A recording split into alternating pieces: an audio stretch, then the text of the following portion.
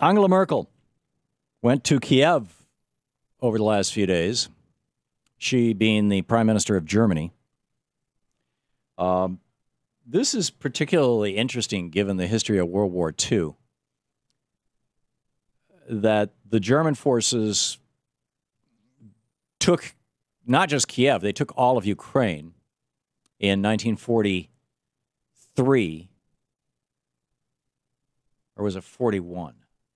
Anyhow, during World War II, they took Ukraine on their way to Russia. And then 2 years later, the Russians took Ukraine back. And it was, in both cases, these were bloody land wars. 5 million Ukrainian civilians died. The Nazis, when they fled Ukraine, burned the eastern Ukrainian towns to the ground. I mean, basically destroyed everything. These are new cities on the east. The western Ukrainians developed an army as the Nazis were coming and joined the Nazis. And you know, you've got now Eastern Ukrainians talking about the fascists who are in the government, and there actually is a fascist party and it has representation in the government in Kiev. But the interesting thing about all of this is that what the so-called rebels and separatists, in quotes, in these Eastern Ukraine cities that were, you know, burned by the Nazis in the 40s and rebuilt by Russia as part of the Soviet Union,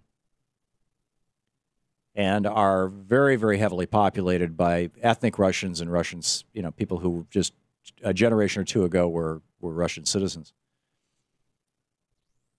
That what they have been asking for is not to separate from Ukraine the way that Crimea did.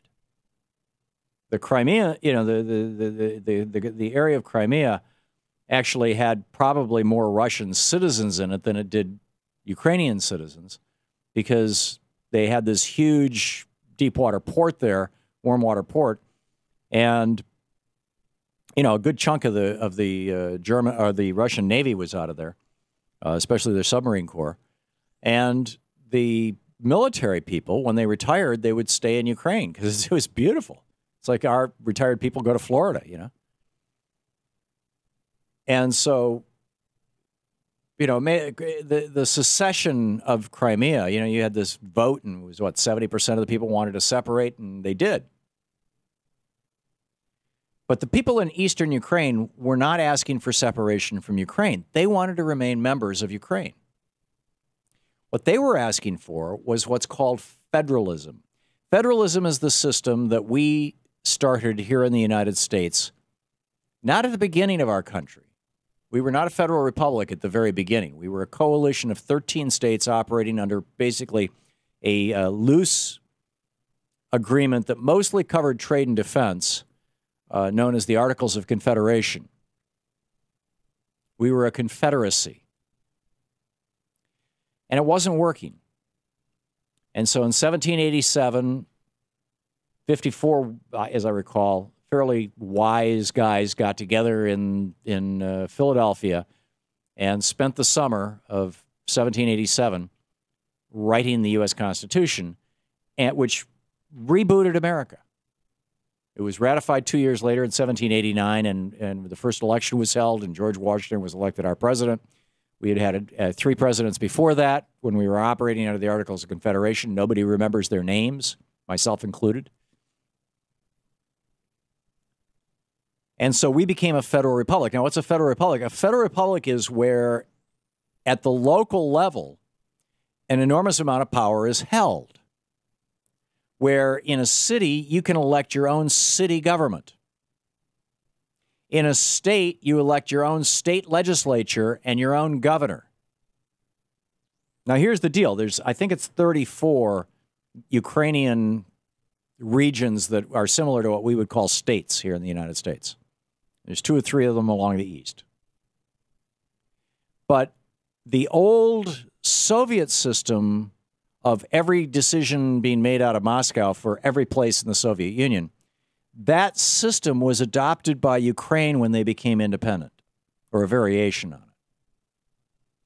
So the governor of the states along the eastern border of Ukraine, the governors of those states were appointed by Kiev, which is way off in the middle of the country. And when Kiev was being run by a guy who was who had come from the east and spoke Russian as well as Ukrainian, it was fine with the guys in the east. But then when that government got overthrown, apparently with the help of the United States, or at least with the cheerleading of the United States, that government got overthrown and was replaced with a government, with a Poroshenko. He doesn't speak Russian. He's a Western Ukrainian, and he wants to tie to Europe. Then the people in the East said, hey, we'd like to have some say over our area. We would like to be able to elect our own governor. We'd like to be able to elect our own state legislatures. We'd like to be able to elect our own mayors. And Poroshenko said, no, I will appoint them for you. And he was appointing his cronies into these regions. And these people said, no, we're not going to put up with it. And they literally, this became a civil war. And so so out of Kiev, Poroshenko said, okay, we're going to bomb your cities, kill your civilians. We're going to bomb you back to the Stone Age until you say uncle. But the fight was about federalism. It was about people and I realize I'm simplifying this, but you're not going to find a lot of dispute with this. The people in the east of Ukraine were saying, we want to be able to make our own decisions the way that New York or New Jersey or Michigan or and in the cities, we want to be able to have our own local government like Detroit or Chicago or New York. We want a federal system.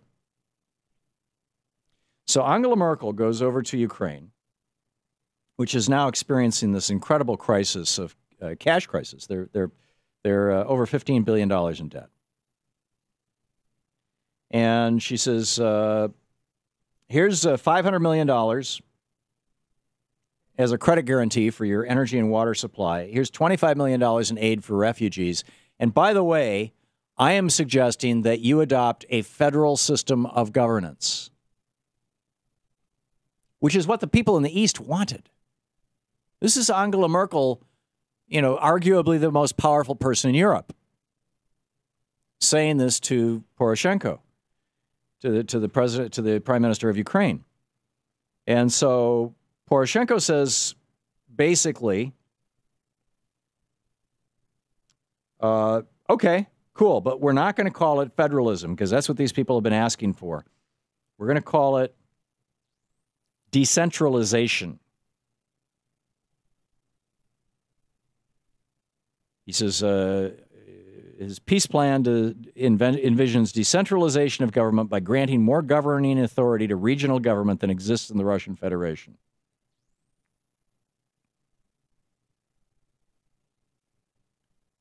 And I think this is absolutely fascinating. Here's the first sentence of the Financial Times article by Roman Olyarchik in Kiev and Jivan Vazagar in Berlin.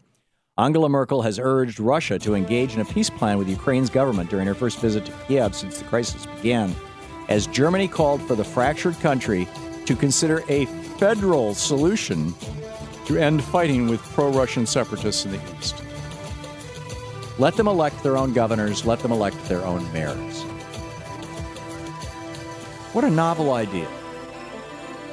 We might see a resolution.